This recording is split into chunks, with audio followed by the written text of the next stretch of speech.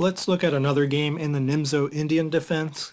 This game features an interesting transposition to our main opening we've been studying.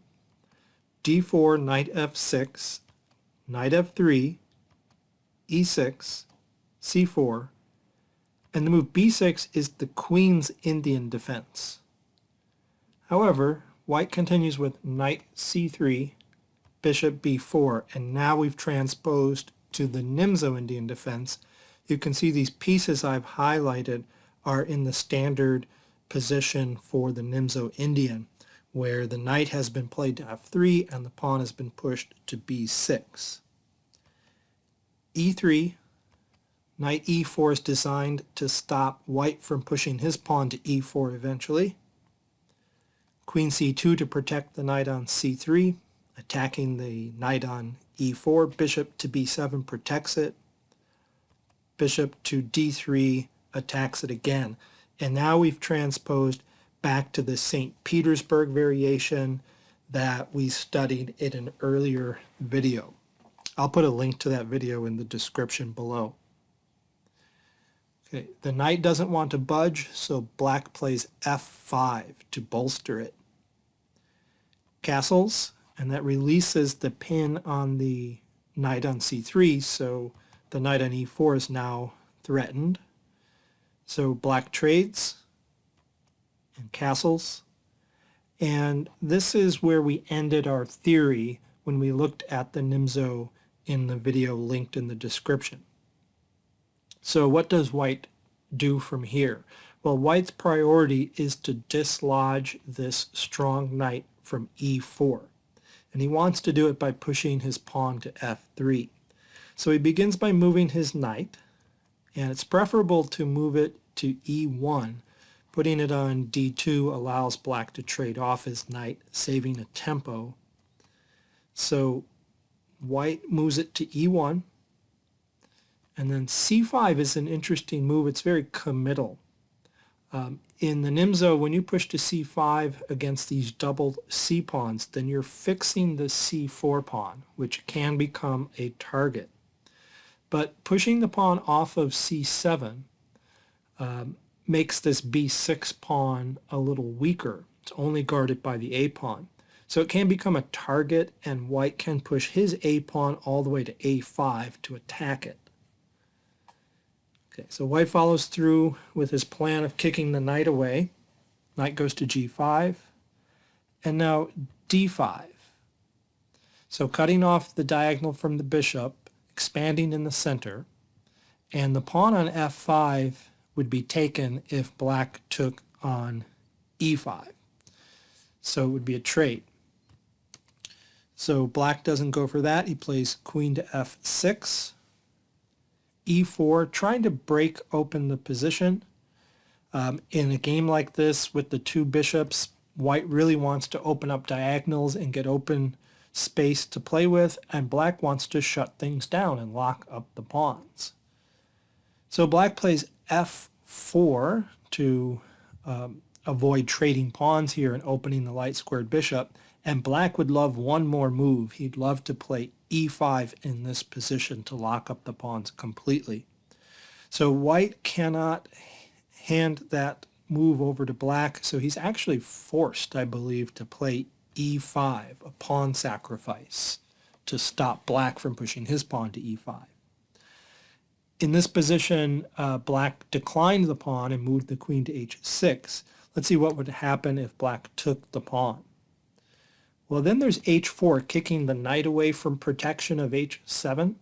So the knight moves, and we can grab that h7 pawn, king to h8, bishop to e4, and white is actually doing quite well because the f4 pawn is weak and can become a target. The knight can target it going to d3.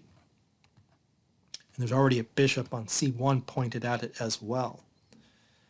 Okay, so backing up to the game, black didn't take the pawn. He played queen to h6, and then bishop to e4.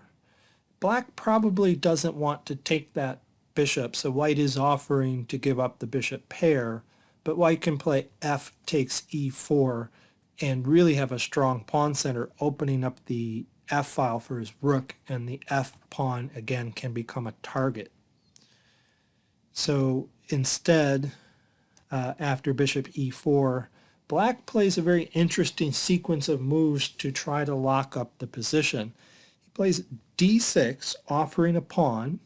White takes it, but then black pushes his pawn to e5.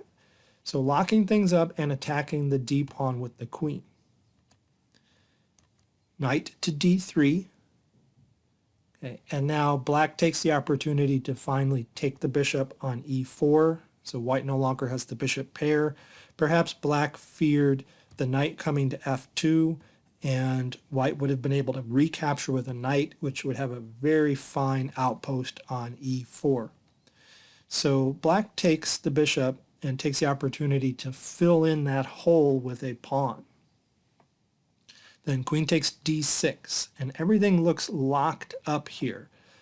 So black looks safe, but white has kind of a stunning move, a very creative move. Bishop takes f4, sacrificing a bishop to open up the game and get a couple of dangerous passed pawns.